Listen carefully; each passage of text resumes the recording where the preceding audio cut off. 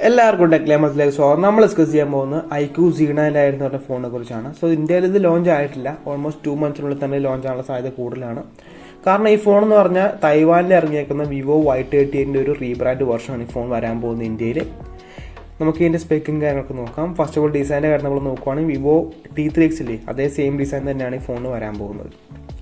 7.99mm ആണ് thickness വരുന്നത്, 199 gram weight വരുന്നുണ്ട്. മാറ്റ് പ്ലാസ്റ്റിക് ബാക്കാണ് വരുന്നത്, പ്ലാസ്റ്റിക് ഫ്രെയിം വരുന്നുണ്ട്.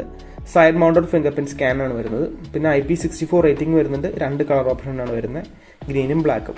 സോ ഡിസൈൻ്റെ കാര്യം നമ്മൾ നോക്കുവാണെങ്കിൽ T3Xൻ്റെ ഡിസൈനൊക്കെയാണ് വരുന്നത്. അതുകൊണ്ട് തന്നെ അത്യാവശ്യം നല്ല ഡിസൈനാണ് ബാക്കിലേക്ക് കാണാനൊക്കെ ആയിട്ട്. പിന്നെ ഡ്യൂറബിലിറ്റി അത്യാവശ്യം ഉണ്ട് പ്രൈസ് റേഞ്ച് വെച്ച് നോക്കുമ്പോൾ. ഡിസ്പ്ലേയുടെ കാര്യം നമ്മൾ നോക്കുവാണെങ്കിൽ നമുക്കിവിടെ ഒരു 6.68 ഇഞ്ചിൻ്റെ ഒരു HD+ 120 Hz IPS ഡിസ്പ്ലേ ആണ് വരുന്നത്. 1000 nits ആണ് ബ്രൈറ്റ്നസ് വരുന്നത്. പഞ്ച് ഹോൾ ക്യാമറയ്ക്കായിട്ടാണ് വരുന്നത്. സോ ഡിസ്പ്ലേ വെച്ച് നോക്കുവാണെങ്കിൽ അത്യാവശ്യം കുഴപ്പമില്ല പ്രൈസ് റേഞ്ച് വെച്ച് നോക്കുമ്പോൾ. കാരണം എൻ്റെ മെയിൻ കോമ്പറ്റീഷൻ എന്ന് പറഞ്ഞാൽ പോക്കോ M6 Pro ആണ്.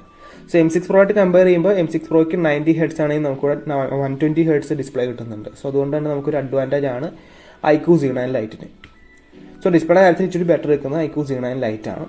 ഇനി ഓഡിയോയുടെ കാര്യം നമ്മൾ നോക്കുവാണെങ്കിൽ ഡുവൽ സ്റ്റീരിയോ സ്പീക്കേഴ്സ് വരുന്നുണ്ട്. 3.5mm ഹെഡ്ഫോൺ ജാക്കും വരുന്നുണ്ട്. സോ അതുകൊണ്ട് തന്നെ മൾട്ടിമീഡിയ എക്സ്പീരിയൻസ് അത്യാവശ്യം നല്ലതായിരിക്കും. കാരണം ഡിസ്പ്ലേയും അത്യാവശ്യം ലാർജർ ഡിസ്പ്ലേ ആണ്. പിന്നെ ഡുവൽ സ്റ്റീരിയോ സ്പീക്കേഴ്സ് ഉള്ളതുകൊണ്ട് തന്നെ നമുക്ക് അത്യാവശ്യം നല്ല എക്സ്പീരിയൻസ് കിട്ടും. ഇനി പെർഫോമൻസിന് കാര്യം നമ്മൾ നോക്കുവാണെങ്കിൽ നമുക്കിവിടെ കിട്ടുന്നതെന്ന് പറഞ്ഞാൽ Snapdragon 4 Gen 2 ആണ്. 4nm പ്രോസറാണ്. ഒരു സ്പെക്കും കാര്യങ്ങളൊക്കെ ഞാൻ താഴെ കൊടുത്തിട്ടുണ്ട്.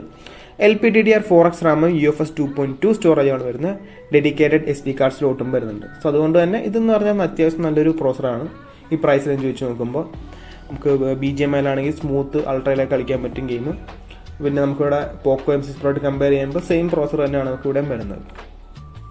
പിന്നെ ആറ്റിറ്റ്യൂഡ് സ്കോർ നമ്മൾ നോക്കുവാണെങ്കിൽ ടോട്ടൽ 4,26,967 ആണ് വരുന്നത്. CPU 1,58,876, GPU 49,122.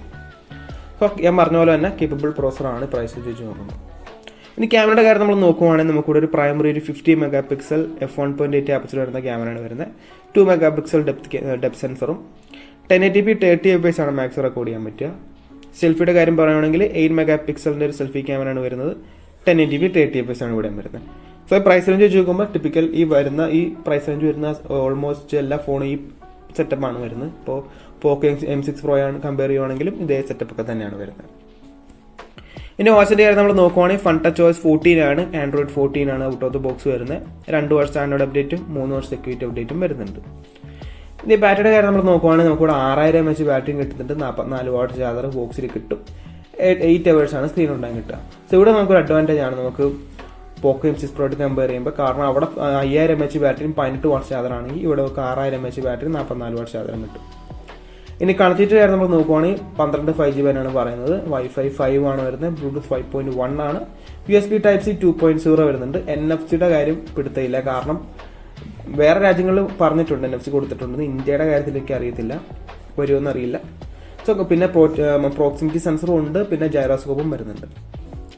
ഇനി നമുക്ക് പ്രൈസിൻ്റെ കാര്യം നമ്മൾ നോക്കുവാണെങ്കിൽ 2 വേരിയൻ്റ് ആണ് വരുന്നത്. 4GB 128ഉം 6GB 128 ആണ് വരുന്നത്. ഇതിൻ്റെ പ്രൈസ് എസ്റ്റിമേഷൻ എന്ന് പറഞ്ഞാൽ 11,500 ആ റേഞ്ചൊക്കെയാണ് പറയുന്നത്. സോ നമ്മൾ പോക്കോ M6 Pro ആയിട്ട് നോക്കുവാണെങ്കിൽ ഇപ്പോൾ ഡിസ്പ്ലേ വൈസ് നോക്കുവാണെങ്കിൽ നമുക്ക് iQOO Z9 Lite ആണ് ബെറ്റർ ആയിട്ടിരിക്കുന്നത്. നമ്മുടെ പെർഫോമൻസ് ഓൾമോസ്റ്റ് സിമിലർ ആണ്. പിന്നെ നമ്മൾ ക്യാമറയും ഓൾമോസ്റ്റ് സിമിലർ ആണ്. OS FunTouchOS ആയിരിക്കും ഇച്ചിരി കൂടി ബെറ്റർ. കാരണം ഒപ്റ്റിമൈസേഷനൊക്കെ ഇച്ചിരി ബെറ്റർ FunTouchOSലായിരിക്കും. ഇനി ബാറ്ററിയുടെ കാര്യം നമ്മൾ നോക്കുവാണെങ്കിലും iQOO ആണ് ബെറ്റർ ആയിട്ട് നിൽക്കുന്നത്. iQOO Z9 Lite ആണ് ബെറ്റർ ആയിട്ട് നിൽക്കുന്നത്. പ്രൈസിൻ്റെ കാര്യത്തിൽ നോക്കുവാണെങ്കിൽ കാരണം പ്രൈസിൻ്റെ കാര്യത്തിൽ ബെറ്റർ എന്ന് പറഞ്ഞാൽ നമ്മുടെ പോക്കോ M6 Pro എന്ന് പറഞ്ഞാൽ ബേസ് വേരിയൻറ്റ് 4GB 64 ആണ്. നമുക്കിവിടെ 4G 128 കിട്ടുന്നുണ്ട്. സോ അതുകൊണ്ട് തന്നെ ഇച്ചിരി ബെറ്റർ ആയിട്ട് നിൽക്കുന്ന ഫോൺ എന്ന് പറഞ്ഞാൽ ഇപ്പോൾ 11K ബെറ്റർ നിൽക്കുന്ന ഫോൺ എനിക്ക് നിൽക്കുന്ന ഈ ഫോണായിരിക്കും ഇച്ചിരി ബെറ്റർ ആയിട്ട് നിൽക്കുന്നതെന്ന് പറഞ്ഞാൽ. ഒരു ഓവറോൾ ആയിട്ടൊരു ബാലൻസ്ഡ് ആയിട്ടുള്ള ഫോണാണ് ശരിക്കും പറഞ്ഞാൽ. ഡിസൈൻ അടിപൊളിയാണ്. പെർഫോമൻസ് അത്യാവശ്യമുണ്ട്. ഡിസ്പ്ലേയും കുഴപ്പമില്ല. ക്യാമറ ഒരു ആവറേജ് ക്യാമറയൊക്കെ ആയിരിക്കും. ബാറ്ററി അത്യാവശ്യം നല്ലതായിട്ടുണ്ട്. സോ ഒരു എന്താ പറയുക ബാലൻസ്ഡ് ആയിട്ടുള്ള ഫോണായിട്ടാണ് എനിക്ക് പ്രൈസ് അനുസരിച്ച് നോക്കുമ്പോൾ iQOO Z9 Lite തോന്നിയിരിക്കുന്നത്. നിങ്ങളുടെ സജഷൻസും കാര്യങ്ങളും താഴെ കമൻറ്റ് ചെയ്യുക. സോ കാഴ്ച അപ്പോൾ ഇന്നത്തെ വീഡിയോ ഇത്രേ ഉള്ളൂ. ഇന്നത്തെ വീഡിയോ ഇഷ്ടപ്പെട്ടാൽ ലൈക്ക് ചെയ്യുക, സബ്സ്ക്രൈബ് ചെയ്യുക, hit the bell icon for future video നോക്കി നെക്സ്റ്റ് വീഡിയോ കാണാം.